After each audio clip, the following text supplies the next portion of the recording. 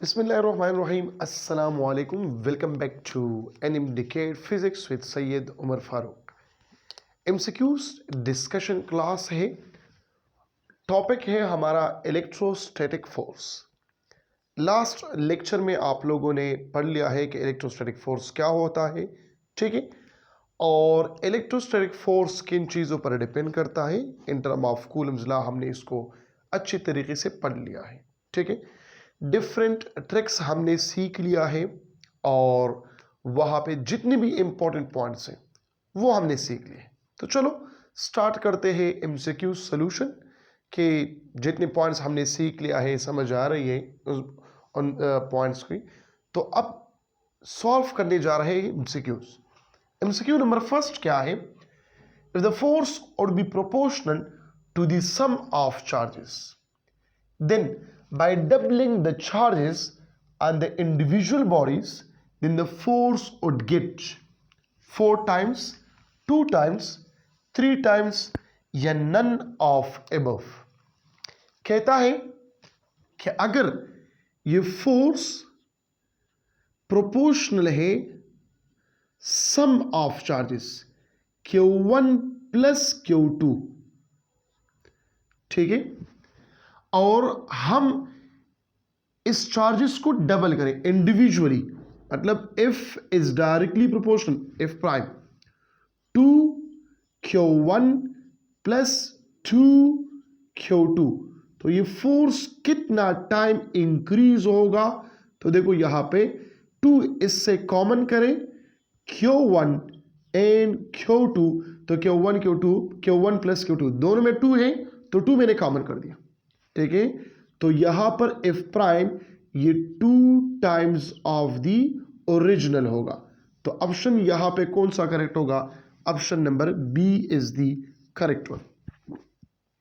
Number 2, the Coulomb's force between 2 point charges in the presence of vacuum is 7.6 newton. Mica sheet is introduced between 2 charges. The Coulombic force या the Coulomb's force now will be a relative permittivity for mecha is 3.6। क्या कहता है? कहता है कि 2 charges हैं, point charges, इसके दरमियान अगर वैक्यूम है तो फोर्स कितना है? 7.6 न्यूटन है। और फिर यही 2 चार्जेस हैं, इसके दरमियान हमने एक मेका शीट रख दिया। क्या रख दिया? मेका शीट रख दिया। तो फिर इन दोनों के दरमियान फोर्स कितना होगा? एम क्या शो कर रहा है? मेका शीट शो करता है। तो आप लोगों को पता है कि F M is equal to F V divided by epsilon R. F V कितना है? 7.6 डिवाइडेड बाई 3.6, ठीक है। और ये ऑलमोस्ट क्या आ जाएगा? 2 पॉइंट समथिंग आ जाएगा। मतलब option number A is the correct. Force क्या हो जाएंगे? रिड्यूस हो जाएंगे। जो हमने पढ़ा है कि डाइलेक्ट्रिक मीडियम रखने से जो इलेक्ट्रोस्टैटिक फोर्स है वो डिक्रीज होता है। आपने पढ़ा है लास्ट लेक्चर में कि electrostatic force is inversely proportional to the medium, ठीक है। मीडियम के साथ इसका जो ताल्लुक है वो इनवर्स रिलेशन है। जब इनवर्स रिलेशन है तो आपने यहां पर भी देख दिया, उधर 7.6 न्यूटन है, लेकिन आपने मेकर शीट रख दिया तो फोर्स कितना रिड्यूस हो गया? देखिए, तो यहां पर 2 पॉइंट समथिंग मतलब 2 न्यूटन आ गया। 7.6 से आ गया 2 न्यूटन। क्लियर हो रही है बात? तो यह आ गया MCQ number 2। Question number 3, in Coulomb's law the constant of a proportionality has a unit of newton, newton metre square, newton metre square per coulomb या newton per coulomb square per metre square. तो आप लोगों को पता है कि if बराबर है किस चीज के? के Q1 Q2 divided by R square. क्या मालूम करना है? आर को यहां पर लेके आओ, तो of F R square divided by Q1 and Q2, तो फोर्स का unit newton metre square divided by coulomb square. तो ऑप्शन कौन सा करेक्ट होगा? Option number C is the correct one. Base unit क्या होगा? मतलब अगर यहां पे कोई बेस यूनिट हो इन टर्म ऑफ बेस, तो लिखो न्यूटन मीटर स्क्वायर, ये एक्स्ट्रा है। तो न्यूटन किस चीज के बराबर है? Kilogram metre divided by second square, multiply by metre square अपनी जगह पर, और कूलम स्क्वायर की जगह में लगाता हूं ampere square into second square. तो क्या आ जाएगा? Kilogram metre square metre cube divided by ampere square second power 4। तो ये इसका क्या आ गया? बेस यूनिट आ गया। अगर डायमेंशन पूछा जाए कि in Coulomb's law the constant of proportionality has a dimension, तो डायमेंशन इसका क्या होगा? इससे डायमेंशन निकालो। तो डायमेंशन ऑफ कूलम्बिक कांस्टेंट वो क्या होगा? m l cube t power -4 a power -2। This is the dimensional formula for of Coulombic constant. Clear होगी बात? जल्दी से लेके शाबाश।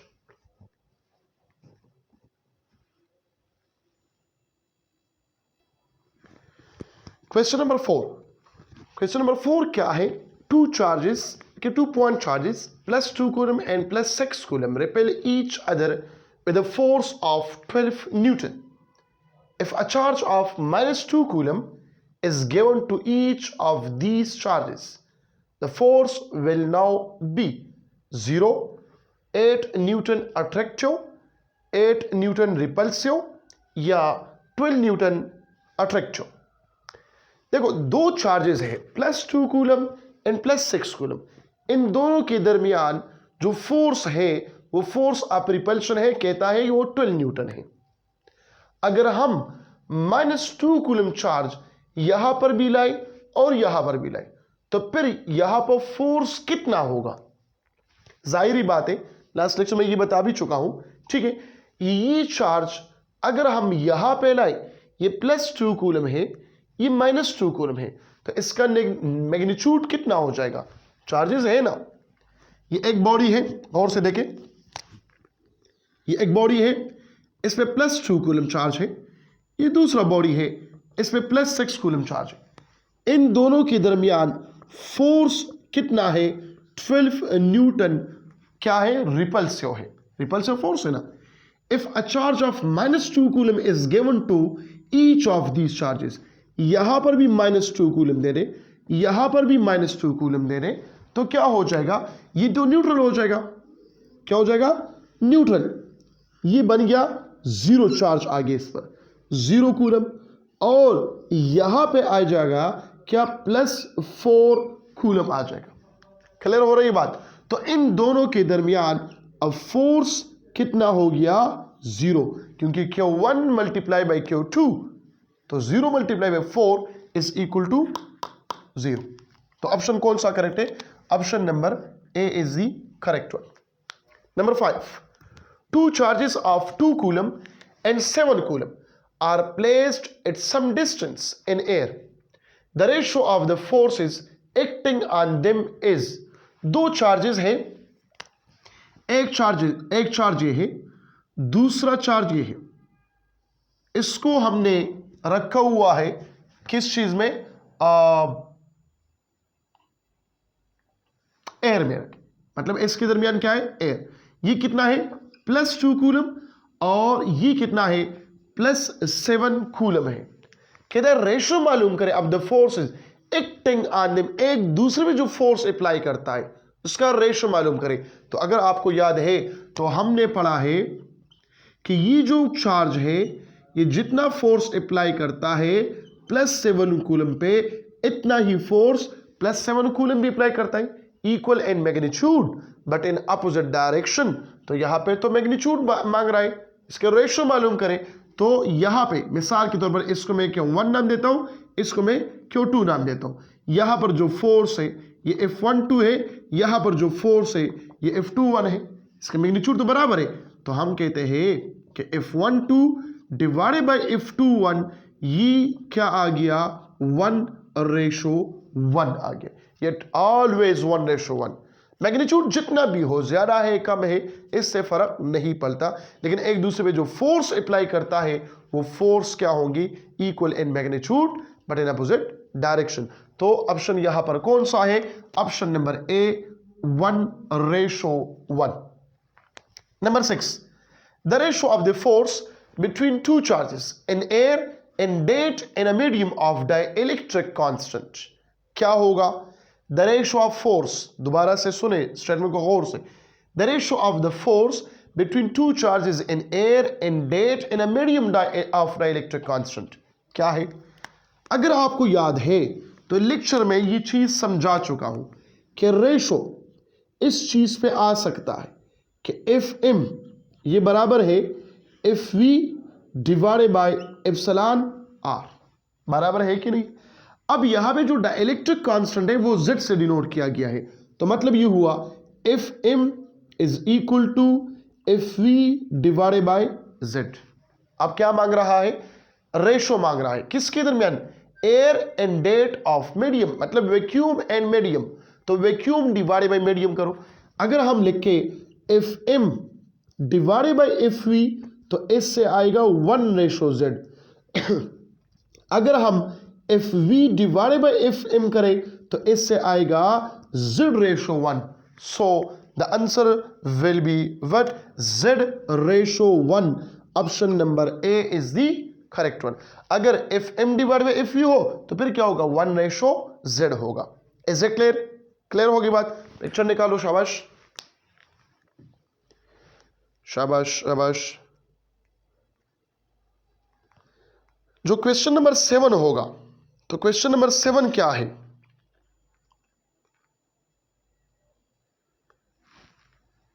Question number 7,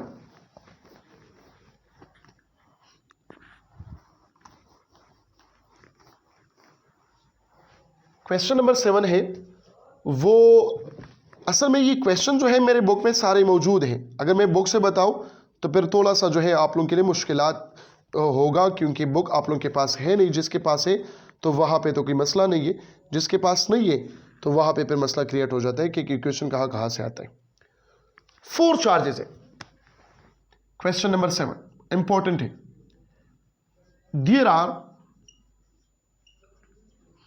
4 charges, 4 charges x, y, z और a, ठीक है?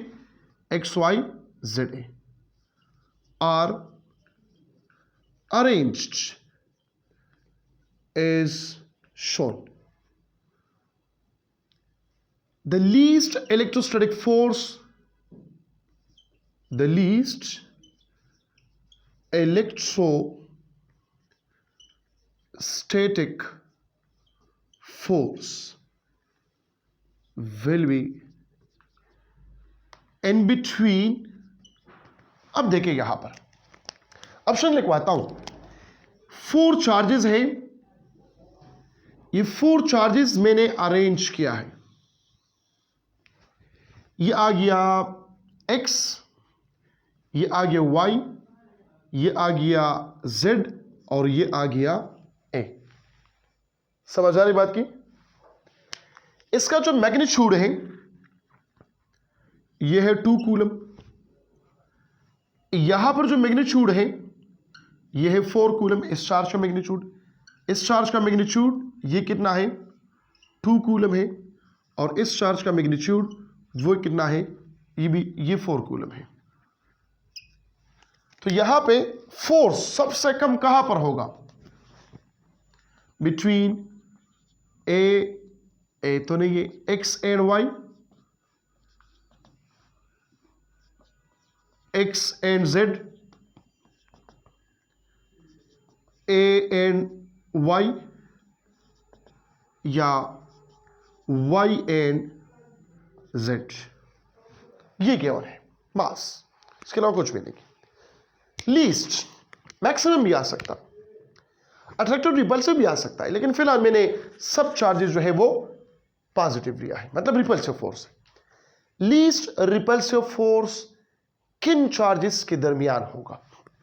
X Y, Y Z, X Z या वाई ए या ए वाई, दोनों। देखो पॉसिबिलिटी क्या है? डिस्टेंस गिवन नहीं है, के तो खैर कांस्टेंट है, मीडियम गिवन नहीं है। मीडियम हम अगर गिवन नहीं है तो हम वैक्यूम लेते हैं, ठीक है?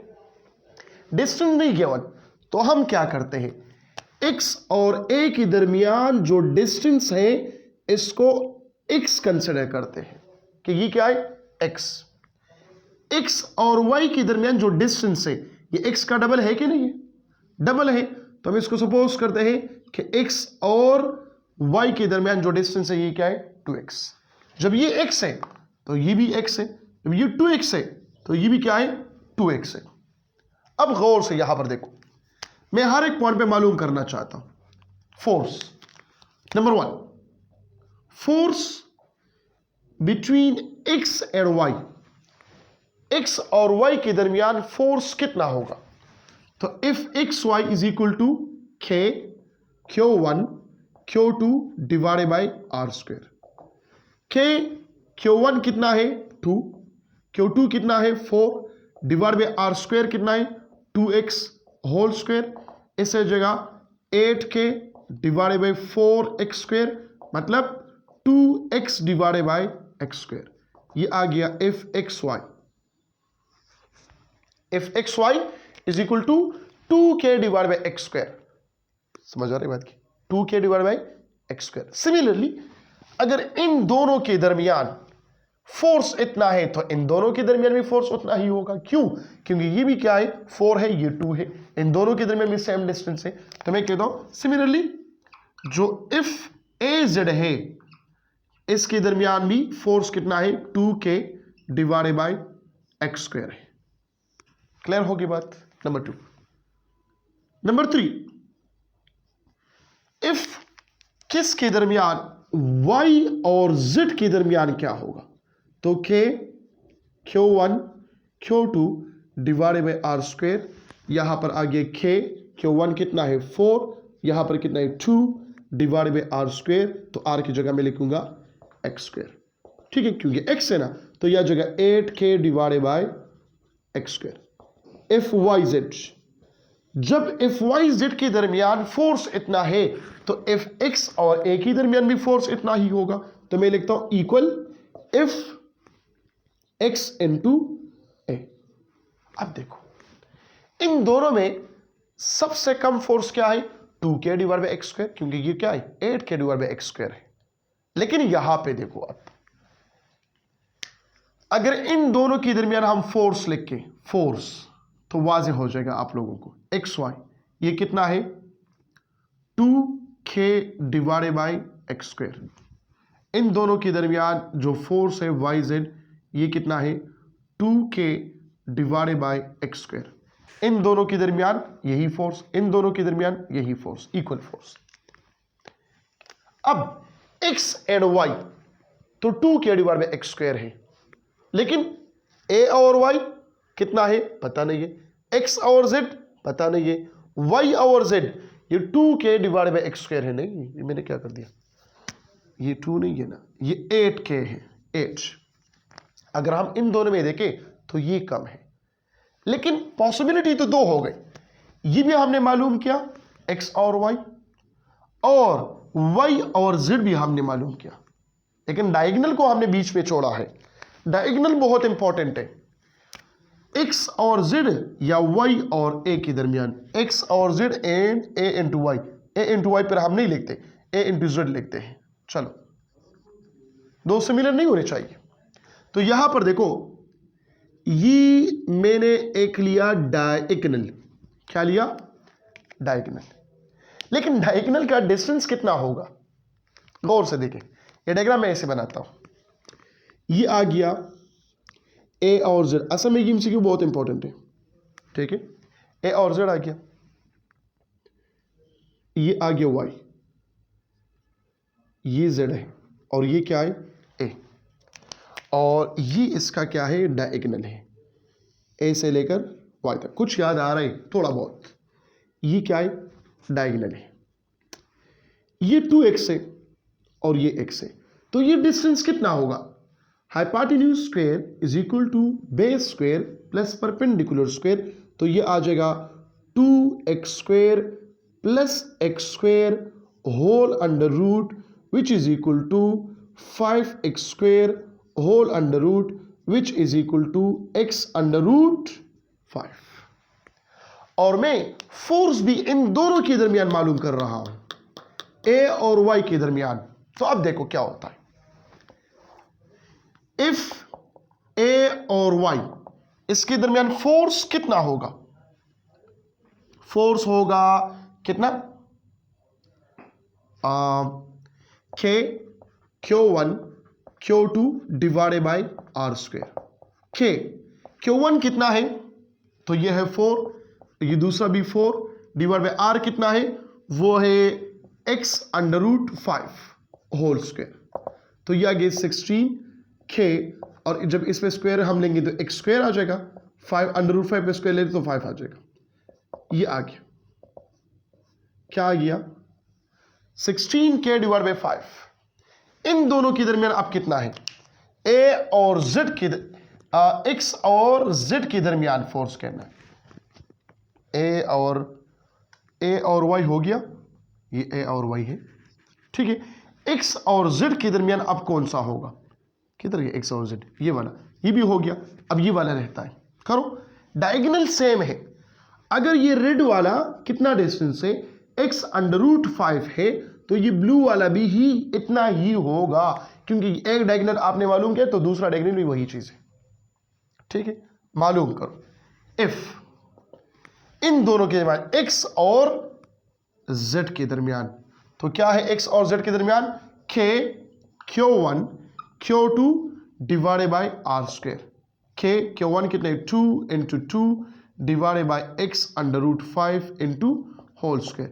देखिए 4k डिवाइडेड बाई इससे आ जाएगा 5 इंटू एक्स स्क्वायर। यही काम का चीज निकल आ गया।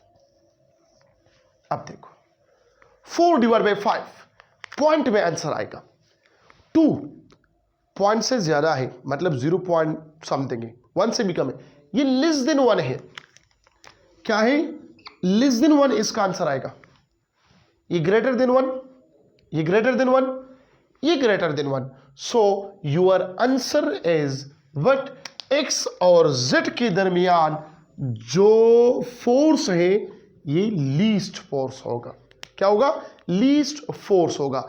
लीस्ट की जगह अगर मैक्सिमम आ जाए, लीस्ट का मतलब मिनिमम है, ठीक है, लीस्ट की जगह अगर मैक्सिमम आ जाए तो फिर इनमें से मैक्सिमम कौन सा है, वो है 8k divide by X square है, 8k divide by X square. तो क्वेश्चन को अपने जहन में याद रख के इसमें, क्योंकि इस टॉपिक में जो एमसीक्यू टेस्ट होगा इससे मैं एमसीक्यूज डालूंगा प्रैक्टिस के लिए कि आप लोग इस पे प्रैक्टिस करो। उसमें मिनिमम रिपल्शन पूछूंगा या मैक्सिमम रिपल्शन पूछूंगा या मिनिमम अट्रैक्टिव पूछूंगा या मैक्सिमम अट्रैक्टिव फोर्स पूछूंगा। क्लियर हो गई बात, तो लेके शाबाश शाबाश शाबाश शाबाश।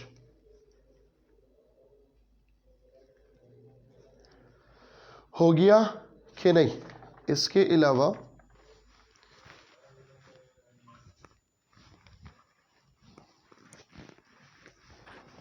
क्वेश्चन नंबर 8,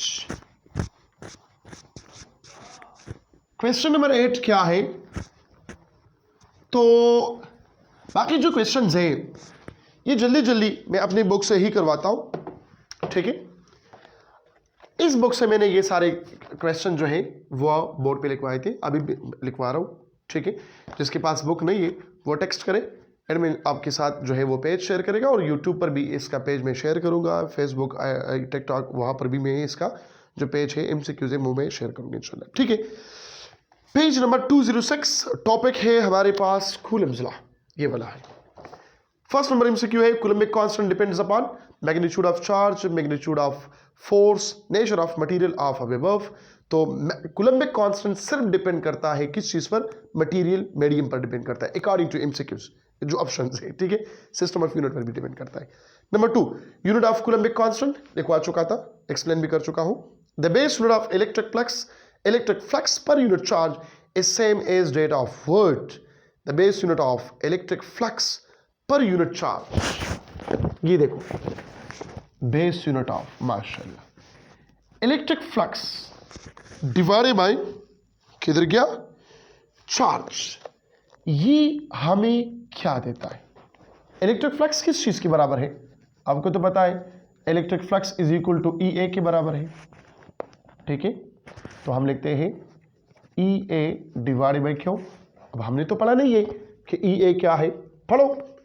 तो ई क्या है, तो हमारा अगला टॉपिक है ये, ठीक है। E is equal to F divided by Q, note करें तो F A divided by Q square होगा, फिर क्या होगा न्यूटन मीटर न्यूटन और metre square sorry divided by coulomb square. तो newton metre square divided by coulomb square हमें क्या देता है, कूलम्बिक कांस्टेंट देता है। So electric flux per unit charge gives you the same unit as rate of Coulombic constant. So option कौन सा होगा, ऑप्शन बी होगा। नेक्स्ट वन, जो ये मैंने कौन सा स्टार्ट किया, कूलम्बिक कांस्टेंट स्टार्ट किया, कूलम्बिक कांस्टेंट, चलो खैर है।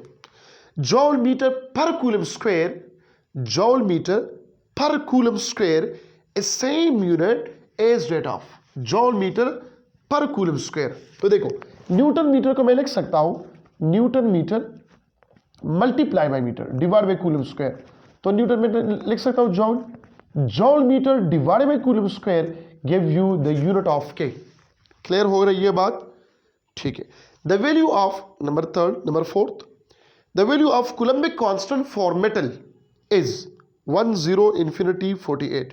मेटल के लिए कूलम्बिक कांस्टेंट का वैल्यू क्या है, 0 है, क्योंकि 1 बाई रिलेटिव परमिटिविटी, और रिलेटिव परमिटिविटी फॉर मेटल क्या है, वो है is infinity. So 1 by infinity is equal to 0, ठीक है।